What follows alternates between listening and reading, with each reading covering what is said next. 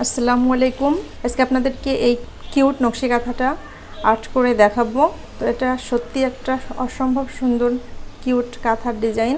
তো এই ডিজাইনটা কিন্তু ছোট কাঁথা, বড় বা বেবিদের কাঁথা, বড়দের কাঁথা সব ধরনের কাঁথাতেই আর্ট করা যাবে। তো আমি এখানে ছোট্ট বেবিদের কাঁথাতে আর্ট করে দেখাচ্ছি।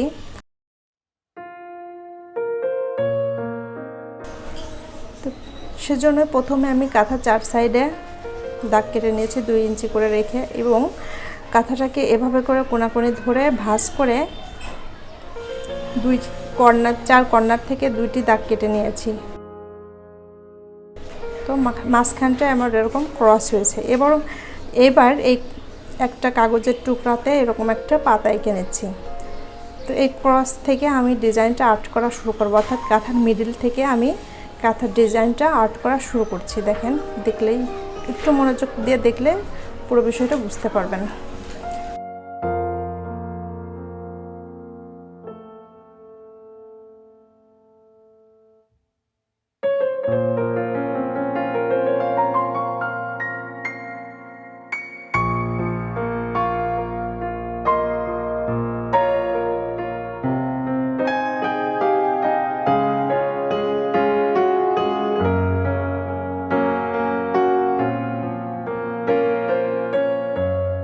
তো একদম কাঁথার মিডিলে এরকম একটা ফুল আমি এঁকে নিলাম পাতাটা দিয়ে। তো এইবার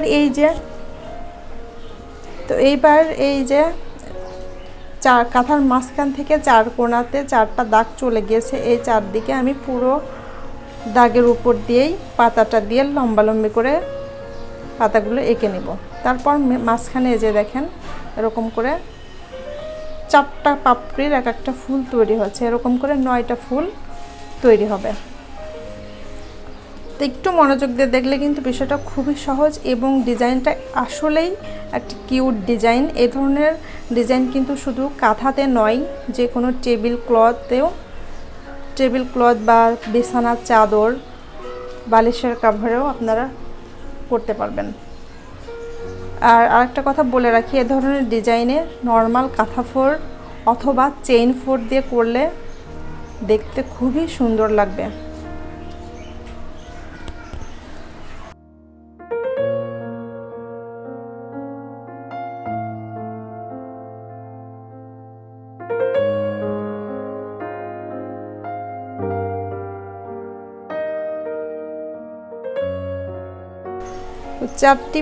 চারটি পাপড়ির এক একটা ফুল। 4টি পাপড়ির একটি ফুলকে আমি 4টি পাপড়িকে একটি ফুল আকারে ধরে টোটাল 9টি ফুল আমার এখানে তৈরি হয়েছে।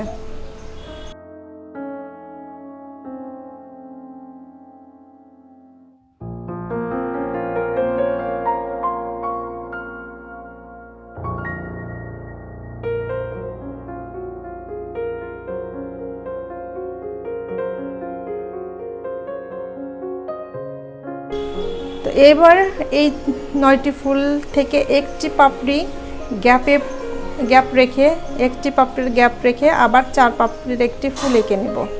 তারপর আবার 9টি ফুলের একটি ডিজাইন হবে। এরকম করে পুরো কাঁথাতে কিন্তু ডিজাইনটা করে নিতে হবে।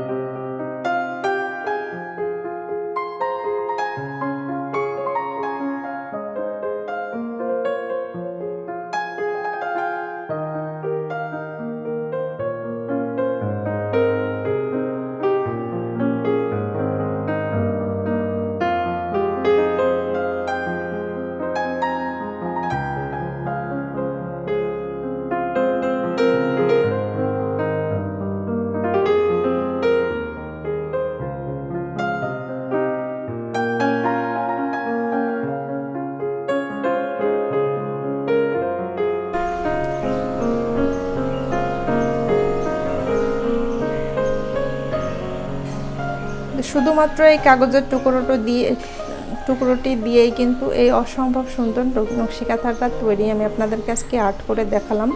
আশা করি ভিডিওটি আপনাদের ভালো লেগেছে। যদি ভিডিওটি ভালো লেগে থাকে ভিডিওতে একটা লাইক দিবেন, আর বেশি বেশি করে বন্ধুদের সাথে শেয়ার করবেন। আর যারা আমার চ্যানেলে এখনও নতুন, অবশ্যই চ্যানেলটি সাবস্ক্রাইব করে পাশে থাকা ছোট্ট বেল আইকনটিতে ক্লিক করে দেবেন, পরবর্তী ভিডিওর নোটিফিকেশন পেয়ে যাবেন।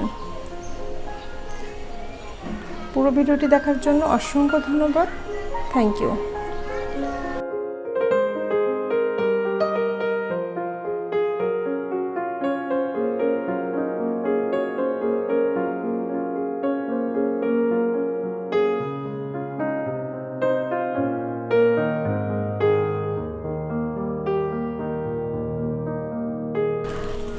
এখানে এবার মিডিলের এই দাগটি থেকে আমি 7.5 ইঞ্চি দূরত্বে আবারও দাগ কেটে নিচ্ছি।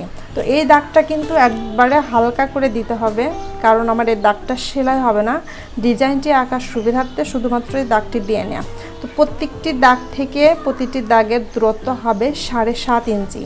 তো আমার এই পাতার সাইজ অনুযায়ী আমি এখানে 7.5 ইঞ্চি নিয়েছি। যদি আপনারা পাতার সাইজটা এর থেকে একটু বড় অথবা ছোট নেন, সেক্ষেত্রে কিন্তু আপনাদের এই দাগের দূরত্বটাও সে পাতার সাইজ অনুযায়ী দিতে হবে। তো মোট কথা যে দাগগুলো, যে হালকা করে দাগগুলো দিয়েছি, এই দাগ বরাবর কিন্তু এরকম পাতা দিয়ে এই দাগের উপর দিয়ে পাপড়িগুলো চলে যাবে।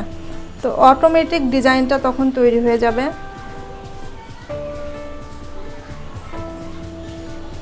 তো সেম প্রসেসেই বড় কাঁথাতেও বা বিছানার চাদরে ডিজাইনটি আর্ট করে নেওয়া সম্ভব।